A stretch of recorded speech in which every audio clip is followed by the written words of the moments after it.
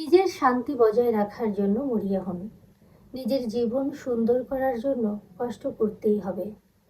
মানুষ মানসিকভাবে শক্তিশালী হয় যখন বুঝতে পারে যে সব অভিযোগ বা কথা বলার চেষ্টা শেষমেশ তার নিজের বিপরীতেই যায়। তখন আর বেশি কথা বলার দরকার হয় না, শুধু শুনলেই হয়। যখন কারো সঙ্গে কথা বলতে বা দেখা করতে যাওয়ার তীব্র তৃষ্ণা পার করতে পারবেন, তখন জীবনটা অন্যভাবে বদলে যাবে।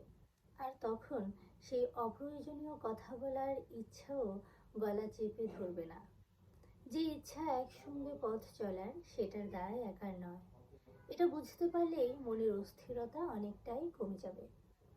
তাকে ভালোবাসি, কিন্তু একসঙ্গে থাকতে চাই না, এমন উপলব্ধি আসলে মানসিকভাবে কঠিন।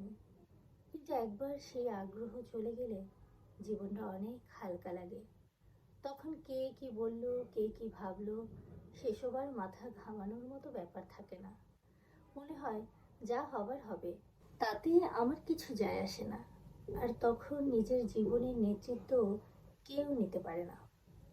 মানুষ অনেক সময় অন্যের কাছে ভালোভাবে থাকার চেষ্টা করতে গিয়ে নিজের জীবনটাই হারিয়ে ফেলে। আর যারা সেই অবস্থায় পৌঁছায় না, তারা নিজেকে সামলে নিতে এতটাই লড়াই করে যে মাঝে মধ্যে ক্লান্ত হলেও হাল ছাড়ে না। অনুভূতি থাকলেই হয় না, অনুভূতি প্রকাশের জন্য প্রয়োজন শব্দ, প্রয়োজন সঠিক কথা।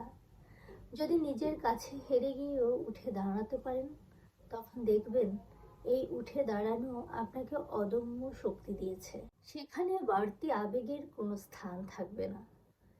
যেখানে আপনাকে গুরুত্ব দেওয়া হয় না, সেখানে নিজে থেকেই সরে আসুন। সাহসী ঈগলের মতো সম্পর্কের ভাঙা সুতো নিজেই ছিঁড়ে ফেলুন।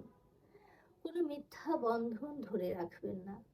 যেই সিদ্ধান্তটা নিচ্ছেন, সেটা যত কষ্টের হোক না কেন, ভবিষ্যতের জন্য তা প্রয়োজন।